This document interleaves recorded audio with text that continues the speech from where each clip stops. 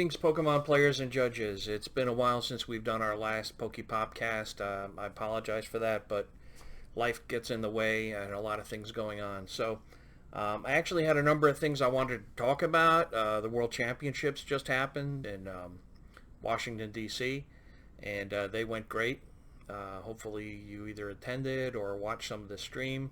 I was working on the deck check team at Worlds, and I had wanted to do a video on deck checking, kind of covering some of the advances, and I had previously done a video from the player's point of view, but I wanted to do a video from the judges, the deck checkers' point of view, so we'll get that out soon. But one of the numerous things I wanted to cover, I thought this was something that I wanted to cover first, and that's generally talking about bluffing and lying in Pokemon, or as we're going to call this episode, there's no lying in Pokemon. In a number of games, a lot of pet players, you're familiar with poker. Bluffing is a big part of poker. I think even in poker you can't necessarily outright lie and say I have this card in my hand when you don't, and I could be wrong on that, but you certainly can't do it in Pokemon. So let's talk about lying and how in the rules Pokemon does not allow for lies. Now, all the resources that a judge or a player is going to need is found in the player resources part of the Pokemon.com website. I'll put the link down here for people to take a look at that. And in the general events rules document, in the introduction, and let's just read it here, it says, all attendees are expected to comply with the applicable sections of these rules while attending a Play Pokemon event. And then the very next section, Section 2, Spirit of the Game. Adherence to the spirit of the game helps to ensure that all participants, including players, spectators, and event staff at a Play Pokemon tournament, have an enjoyable experience. So players are expected to adhere to the spirit of the game. And what parts of the spirit of the game come into play when we're talking about honesty? First off, we're talking, well, let's not get into a discussion about outright cheating here, because that would be, we've had other topics on that, other videos on that. That deserves its own topic. We're just going to talk about the general type of lying that people think they can get away with, and you cannot and should not be able to. So let's look at what comprises the spirit of the game. First off is fun. Next is fairness, and that gets more into outright cheating and much more dire behavior. Third is honesty. Okay, so let's look right there. Is lying honesty? No. So right there, honesty. Players of any game should strive to act honestly while playing that game. If a player inadvertently breaks a rule during a game and becomes aware of the error, that player should make the opponent and the judge aware of the misplay. So you're supposed to be honest to the point even of correcting your own mistakes and bringing them to people's attention. You're certainly lying certainly does not meet the tenet of honesty. Then we have respect, sportsmanship, and lying comes into sportsmanship there as well, and learning. So it's clear that lying is not allowed, but where do you draw the line, right? That's really the question. What can I say? What can I not say? First, let's look at the penalty guidelines before we get into some specific examples and things that people need to be looking at. In the penalty guidelines, Play Pokemon protocols and procedures are intended to foster a spirit of friendly competition at all Play Pokemon events. However, occasional situations arise, whether intentionally or unintentionally, in which players and spectators do not abide by the Play Pokemon rules or the spirit of the game. So there you are, right there at the beginning of the penalty guidelines. It specifically states that if players and spectators do not abide by the play Pokemon rules or the spirit of the game, in these cases, organizers and judges may need to issue penalties to the players, ranging from cautions and warnings up to disqualification. This can be serious, and it needs to be treated seriously. All right, so if you look at the penalty guidelines, there's actually two major areas where lying can fall into. First, you have, well, it's all going to fall under unsporting conduct, right? So 8.6 is unsporting conduct. 8.62 major. You look at the explanation there. Players are expected to behave in a respectful manner to all attendees and staff. Players who don't behave properly need to be reminded with the issuance of a penalty. Infractions in this category have a direct impact on event operations or cause a small degree of emotional distress to those around them. So if you look at the examples in here, you have things like engaging in gamesmanship or rules lawyering, attempting to manipulate a match through intimidation or distraction. Okay, so these are purposeful behaviors that are attempting to get the match to go in the player's way inappropriately. All right, so lying can fit into there. It's not in the exact example, but it can fit into there, and that has a penalty of a game loss. And actually, I don't see anything lesser in terms of, you don't want to give a warning for lying, because a warning is just water off a duck's back. Players not going to pay attention to it. They're going to say, oh yeah, okay, fine, I got a warning. Great, I can keep doing it and I'll get a warning. But a game loss is going to get their attention. You move up to the next level, though, 8.64 cheating. And this is where it's pretty egregious. Players intentionally commit infractions. So anytime you're saying cheating, you're saying something was done intentionally. And even these previous things we're talking about, the actions are intentional.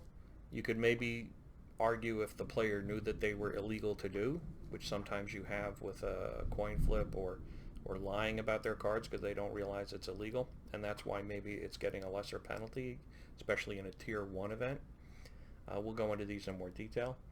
But 8.64 cheating, you're saying this is something that was done on purpose. The player, either the player knows what they were doing was wrong, or it's a major event, in which case these things can be treated more seriously. And from here, you have the player, things listed in there are lying to event staff, use of dubious game actions intended to deceive your opponent. That, of course, has disqualification as the penalty. So one of the things that we want to guide how we're handling this, if we look at the beginning of the penalty guidelines under 2, assigning penalties, third paragraph in, Pokemon Organized Play believes that grassroots level events are a learning experience for new players as well as for players practicing for premier events. Therefore, the application of penalties should be handled in a way that is positive and that moves the player toward a better overall understanding of the rules. That's kind of, so that's your difference between tier 1 and tier 2, right? A major difference. At tier 1 events, you're expecting players to not know necessarily some of the specific ins and outs of how things are handled in Pokemon versus maybe in other games, or they're younger players, and you want to take that into account and guide them to making right decisions in the future and not continuing behavior that's bad.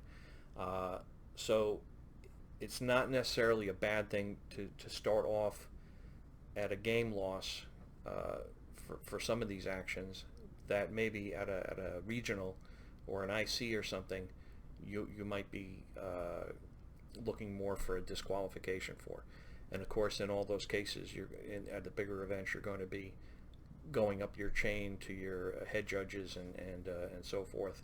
And a DQ is going to involve actually tournament organizer, head judge, event head judge, judge lead. A lot of people get involved when you're talking about a DQ. Okay, so let's talk about the use of dubious game actions intended to deceive your opponent into making misplays as the example under cheating. This particular example was put into the penalty guidelines for a little historical framework here, based on something that had occurred a number of years ago, 10 plus years ago, at I believe it was at a U.S. Nationals in the younger age group. I believe juniors, might have been seniors. But basically, a player had been coached to show his opponent the card N, and as we all know, N has both players shuffle their hand into their deck and draw a new hand based on getting the number of cards based on how many prizes they have left. So the player showed the N to his opponent and said, "Do you know what this card does?" And the opponent, a young child, said, "Oh yeah, I know," shuffled his hand into his deck, and at that moment the opponent, the player, called the judge over and says, "Hey judge, I didn't play this N card, I just showed it to him, and he went and shuffled his hand into his deck, so I should get a win here because he did something he shouldn't. He shuffled his hand into his deck, that gets a game loss. Hey, I get a win, yay." And at that time, there wasn't outlined this particular explanation of using dubious game actions to deceive your opponent into making misplays. And so he did win the game for doing that nasty little trick. Nobody was happy about that. There were some discussions about it, and this example got into the guidelines about this is not something that should be allowed. So that's a really good example of a player taking an action that in and of itself is not necessarily illegal. I mean, you're not really supposed to show a card to an opponent, but it happens. But using that as a method to cause their opponent to do something to either make a mistake to the point where they get a game loss, or just to do something to disadvantage them. So that's a great example of lying, because he lied that he was playing the card and fooled the other player into thinking he was playing the card, and therefore that rises to the level of DQ because it's basically a really dirty action intended to make a massive misplay where the game state is broken. Okay, so that's a pretty egregious example of lying or fooling your opponent. But let's talk about things that happen a lot more often that players may not realize are not illegal, and it's up to judges to educate them through the penalty guideline. That's basically what we have to educate players through, or just in general through your teachings at league. And what you get a lot commonly. Let's start off real simple, right? So we started off with the worst case. Let's go back to real simple stuff. You'll get a lot of times kids and players saying to their opponent, "Hey, what kind of deck are you playing? What type is your deck?" And they shouldn't really be asking that question. It's not against the rules to ask that question, though.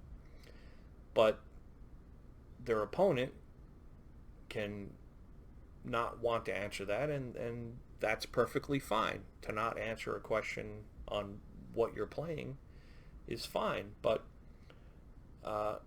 where things go off the rail is, instead of saying, "I'm not going to tell you," they instead say, "Oh, I'm playing Lightning," or "I'm playing, Pikarom," or whatever, and it turns out they're playing something completely different, so now they've lied to their opponent.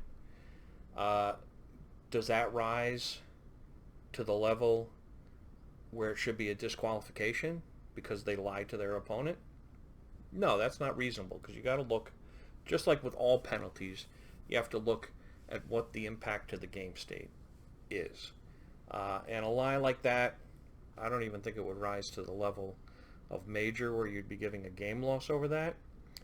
But it is disrespectful to the opponent and deserves a warning, with the acknowledgement, with the admonition that repeated offenses could escalate. Uh, so, that's like at the lowest level of lying. Just, instead of saying, I don't want to tell you, uh, to telling them something that's not true. Where it raises up a little bit more is in specific gameplay issues. So they have a hand that they don't want, so they're trying to get their opponent to play at a judge or a reset stamp or something along those lines in order to get their hand refreshed. And now they've basically lied in order to induce their opponent to do something. I don't think it rises to the level of disqualification, but to be honest, I could easily see this falling the um, into the major, the unsporting conduct major category, where they are attempting to manipulate a match through their lie. Okay, so the example given here is attempting to manipulate a match through intimidation or distraction. So it's not quite either of those, but remember, these are examples. They're not hard and fast rules that you have to match these examples exactly, but it fits into the same type of category where they are attempting to manipulate the match to go their way through a method other than gameplay. And so a game loss is wholly appropriate here. Or if a player asks the opponent, do you have the winning card in your hand? Or the player just says, I have the winning card in my hand. I have the card I need to win, so you should scoop. And the opponent does, and then it turns out they didn't have the card in their hand. Oh, but he scooped, so I win even though I lied. No, you lied. You lied. That's a clear-cut case of either a game loss or in a case where they actually said, I have the game in hand, you should concede, and the opponent does. That's a clear-cut case where I could see that rising up to a disqualification, because that is really egregious behavior. That's a direct, bald-faced lie in order to induce their opponent to lose the game when they had not lost the game. So these types of behaviors need to be penalized. So just like with all penalties, you look at the impact to the game, right? Not so much necessarily the game state, but this is to impact the flow of the game. Actions are being taken. How egregious is the behavior, and what tools do you have to penalize that behavior and get it going in the right direction, right? You should be using those tools to get you a warning, a game loss, or a disqualification out of it based on how bad the action is impacting the game state, right? So again, you also want to look at, you're being at a tier 1 event, local non-premier events, challenges, and cups are tier 1. Tier 2 events being regionals, internationals, and worlds, and the expectation of behavior needs to be higher at those events. Not more forgiving, less forgiving, right? As judges, we want to use these tools to guide the player to correct behavior, but it also needs to be based on the level of behavior of the player, right? So if it's a small lie, I'm playing this kind of deck instead of that kind of deck just because the opponent asked them a question they shouldn't have asked them, you're not going to disqualify them over that. But you're not going to ignore it either. So, hey, warning, you can't lie in Pokemon. If you don't want to tell them what your deck is, just say, I'm not telling you what my deck is. Don't lie about it. Now they do a lie that is a little more potent. In turn, I'm lying about how good a hand I have. I'm lying that I have,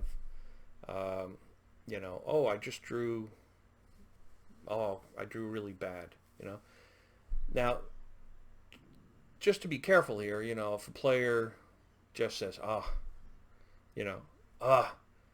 doesn't rise to the level of a lie. Or, hey, that doesn't rise to the level of a lie. It's when they actually say, oh, I got what I needed, or I have this game-winning card in my hand, and now they get caught in that lie, and now the question is, how egregious was that based on the impact of the game state? So just like all penalties, it's what's the impact of the game state? Did that lie lead to the game being lost because the opponent fell for that lie? Well, that's a pretty major impact to the game state, and the penalty deserves to be significant.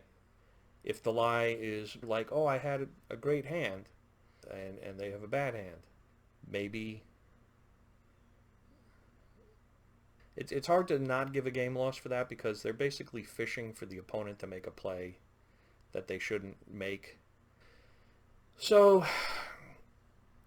it's got, anytime you're lying about what you have in your hand or what your next action is going to be, you're really getting into the territory of at least game loss here. And again, if it's a really egregious action, where they're very specific in the lie, they're really baiting a specific action to cause their opponent to lose the game, or to have a big impact on the game, they're getting into disqualification territory here.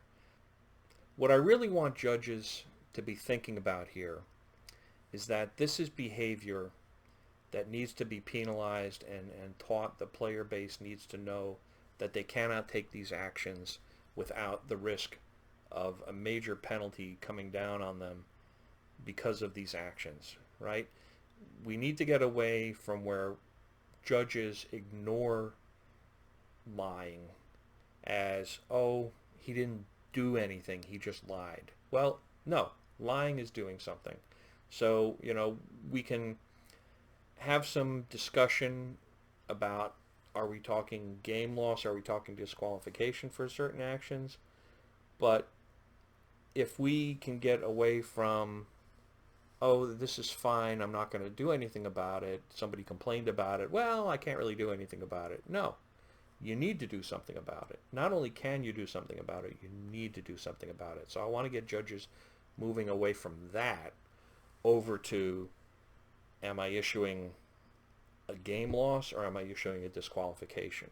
That's a heck of a bit of a different discussion than, are we going to do something or not? Because if we're not going to do anything, then we're basically allowing players to get advantage that they shouldn't be getting, and that is not a good place to be. Okay, so I think that's, I'm not, I don't want to give some hard and fast rules on, you're going to, in this situation, you're going to give a game loss. In that situation, you're going to give a disqualification. I'm a little hesitant about doing that because we don't have direction from Pokemon on a lot of the range of actions that could possibly be in there. But it is clear that Pokemon expects lying to not be a part of this game. And if I can get judges to move into that area and figure out for yourself, or hopefully I've given you some guidance on the level damage to the tournament that is being caused by the lie, that you're going to be teaching your players, right? Because especially at lower level events, it's very important that the local judges teach their players through either talking with them or through penalties that bad behavior cannot happen, because then when they get to the bigger events and they get a disqualification from a regional because of the bad behavior, they're not taken by surprise by this. That's what's the real important thing about local level of judging is. Now, if you are working at the bigger events, the regionals, talk with your head judge, find out their philosophy on these types of things, and follow your chain of command in that, but they should be in this area as well, okay? But, I'm a big believer in following the chain of command, and in these areas where you have a little bit of leeway on how you're treating something, find out. And of course, anytime you're talking about a game loss or above, or prize penalty or above, you're really having that discussion with your head judge anyway.